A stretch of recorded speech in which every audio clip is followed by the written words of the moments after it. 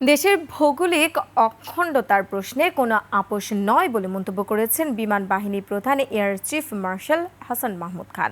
সকালে বাংলাদেশ মিলিটারি একাডেমিতে ৮৮তম বিএমএ কোর্সের রাষ্ট্রপতি কুচকাওয়াজ অনুষ্ঠানে তিনি বলেন, জীবন অবাক না করলে কে করবে? ২৮% মিল্ক ফ্যাটের অবাক করার সাথে ফ্রেশ মিল্ক পাউডার। জীবন অবাক করুক প্রতিদিন। স্বাধীনতা ও সার্বভৌমত্ব রক্ষায় সেনাবাহিনীর নতুন অফিসারদের প্রস্তুত থাকতে হবে।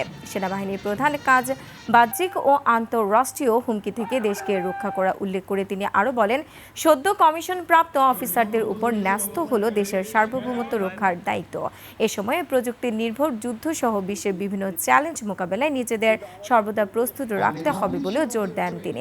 এই কোর্সের আওতায় ১৫৫ জন অফিসার ক্যাডেট কমিশন লাভ করেন। এছাড়াও কমিশন প্রাপ্ত অফিসারদের মধ্যে রয়েছেন ৪ জন ফিলিস্তিনি অফিসার, যারা নিজ দেশের সেনাবাহিনীতে যোগদান করবেন।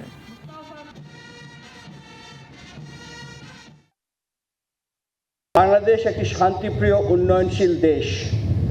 সকলের সাথে বন্ধুত্ব, কারোর সাথে বৈরিতা নয় আমাদের পররাষ্ট্রনীতির ভিত্তি।